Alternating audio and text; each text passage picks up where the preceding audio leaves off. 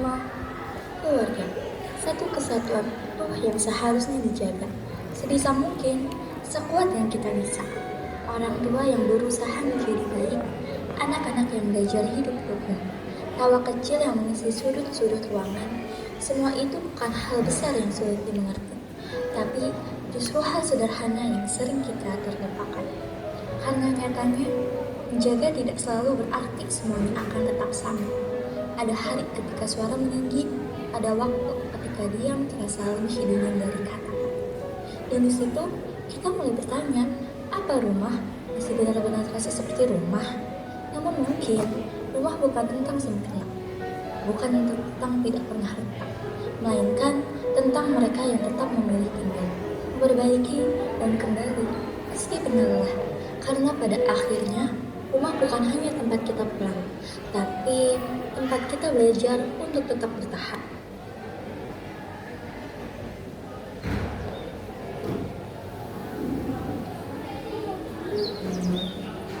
Matahari memancarkan cahaya tipis dari balik kumpulan awan, jatuh ke bumi seperti garis hangat yang diam-diam menyala.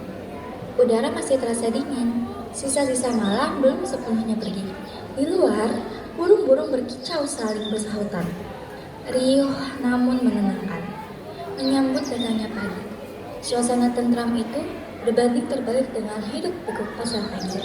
Di sana, keramaian terasa sesak oleh teriakan para pedagang yang saling bersahutan, memanggil dan menawarkan dagangan kepada para pembeli. Jamu-jamu, jamu segernya mas, mbak, jamunya. Monggo, sayur, bapak, ibu, sayurnya silahkan. Ayo bu, sayur seger ini fresh, langsung dari perkebunan top bintang 5. Bu, ibu, ayamnya bu, baru dipotong, jos no tiren-tiren. Monggo pinara bu ibu, iki ikannya juga segar-segar, monggo. Cabai sekilo yuk, masih 5.000 kan? Duh, Pok, cabai sekarang kalau harganya segitu, yang menjerit bukan cuma yang makan, saya juga. Bener banget Yul, semua naik. Kapan ya gaji suami saya ikutan naik juga? Yah Bu, itu sih ditunggu sampai lebaran monyet juga kemungkinannya kecil.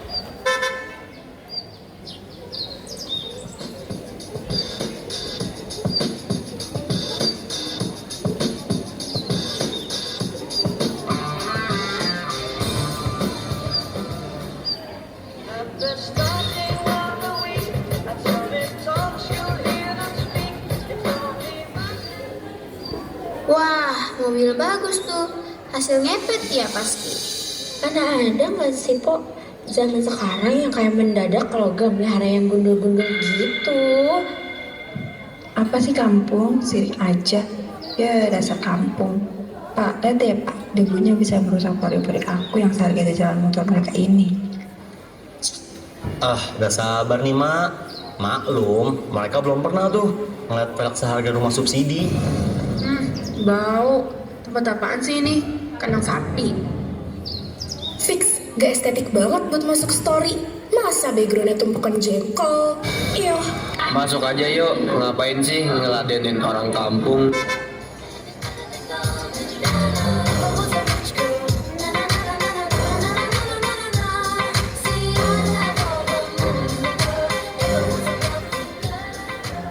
Aduh, kenapa sih kita harus kesini? Panas banget, gak suka. Bu Ratna, aduh pangling aku bu, jangan awet muda pisan. Masa sih Tun? Bisa aja kamu. Lah beneran toh bu, kulitnya iku loh kinclong, kinyis-kinyis kayak porselen.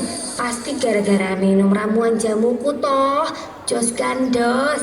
Aku loh bu, punya racikan paripurna gak pisan aku gawe. Jenenge galian singset, biar badan tetap koyok gitar Spanyol meskipun anak sudah 3.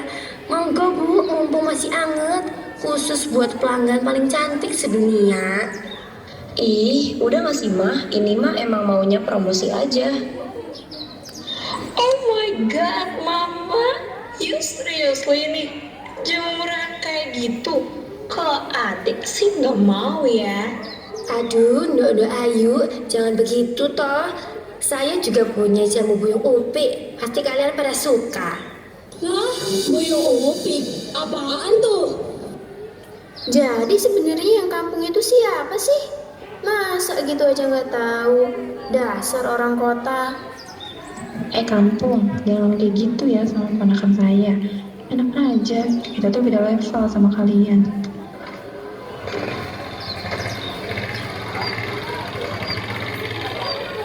Assalamualaikum Mas Wijaya, Mbak Ratna. Sudah sampai dari tadi ya. Maaf ya kami agak terlambat. Tadi mampir sebentar beli titipan ibu dulu. Iya Mbak Ratna, maaf ya nunggu lama. Masya Allah, anak-anak sudah besar ya, makin cantik aja. Motornya butut banget, berisik, gak suka deh. Ini motor atau barang rongsokan sih? Butut banget. Ya iyalah, paling bentar lagi juga udah mati tuh. Dibuang dia man. Mas aja nih, udah 3 kali ganti mobil. Dari yang Lamborghini, BMW, sampai Ferrari juga udah Mas cobain. Ya ilah, semuanya Mas cobain. Masa kamu masih pakai motor butut gitu sih? Malu man. Gak boleh gitu. Keluarganya si Rahman kan emang cocoknya pakai motor hebat kayak gitu. Bener-bener mah, bener. Yang kalau kehujanan langsung main hujan-hujanan gitu kan. Wah, seru banget tuh. Kayak punya new experience gitu ya. Siapa sih tuh? Mulutnya jahat banget. Kayak nggak pernah sekolah aja. Udah sih, potong aja ya Bu itu, ikut campur mulu. Ono opo toh iki ibu-ibu? Bisik banget. Ada maksud apa ya? Ya Allah, anak putuku wes teka. Teras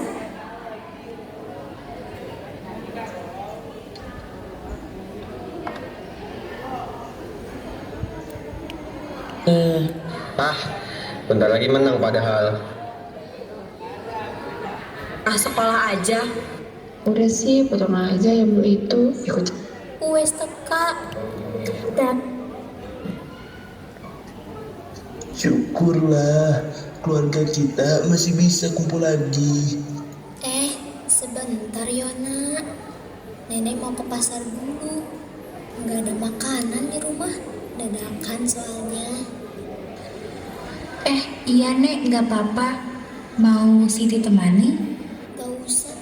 Kak, Mbak Aura ngeluh terus. Ini tuh namanya AC alam, sejuk tahu. Ih guys, HP aku nggak bisa dipakai TikTokan ya di sini. Bentar lagi menang padahal. Mana nggak ada internet pula, jaringannya nggak bisa lah kita TikTokan kita baca di sini. serius nih, serius. Zaman sekarang nggak punya HP. Ya ampun. Hah? Kalian pasti nggak tahu iPhone udah sampai 17 ya?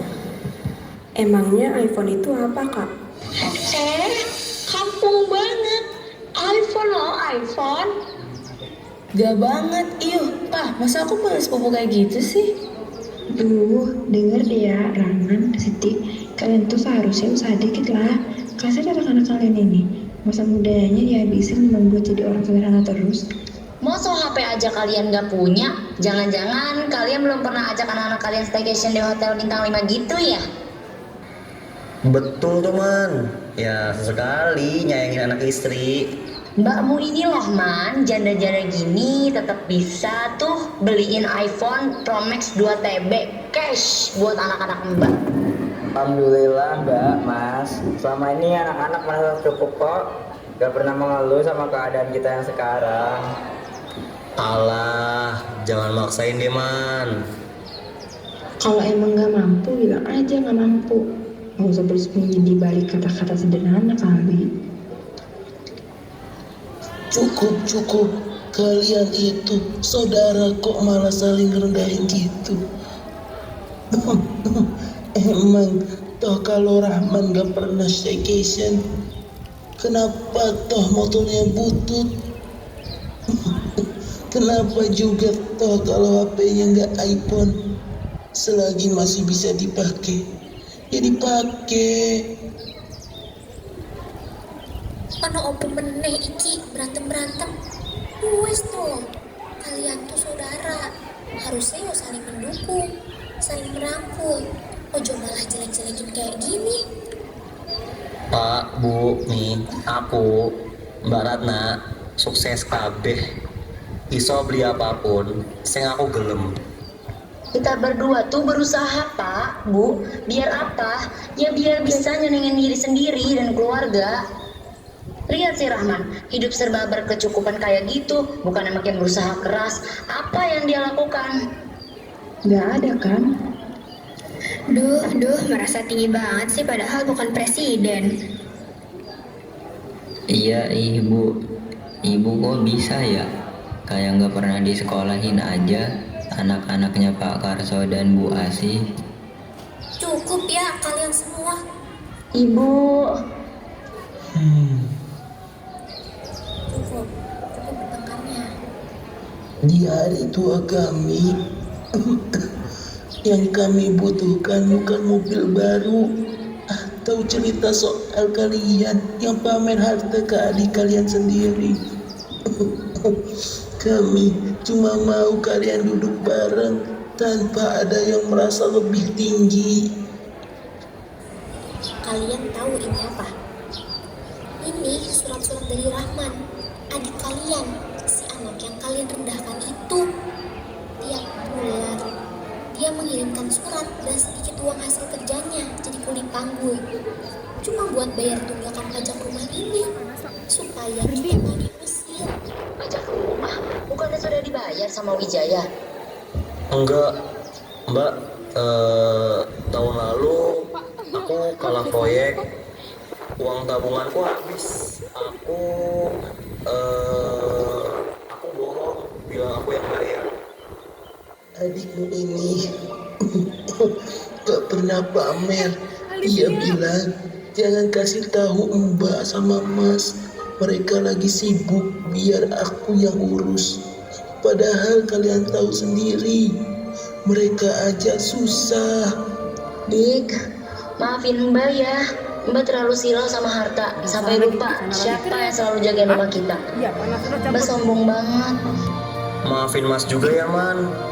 Mas selama ini cuma mikirin gengsi. Mas cuma mikirin proyek Mas doang.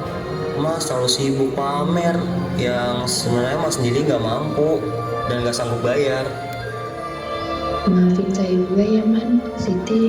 Saya juga terlalu banyak menuntut ke Mas Wijaya biar kita kelihatan lebih dari orang lain.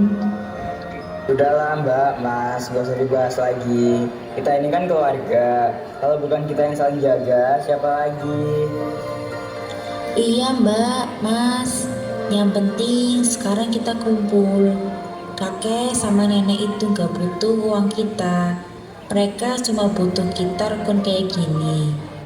Kebekuan hati yang selama ini menyelimuti keluarga besar kakek Karso akhirnya mencair. Harta dan gengsi yang sempat menjadi dinding pembatas kini runtuh oleh ketulusan maaf dan kerinduan untuk kembali bersatu.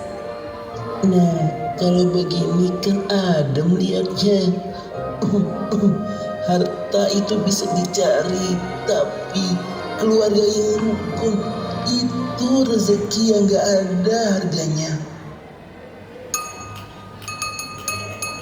Wah, akurnya. Enaknya sambil makan bakso buatan Mang Ujang nih.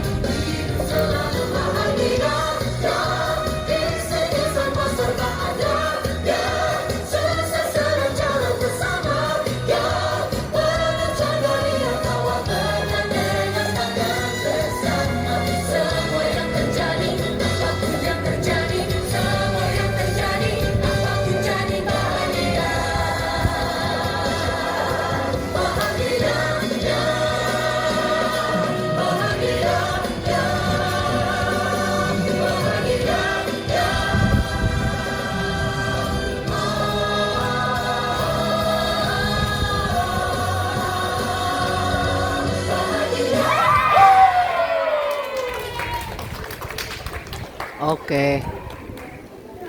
Keren. Terima kasih semua.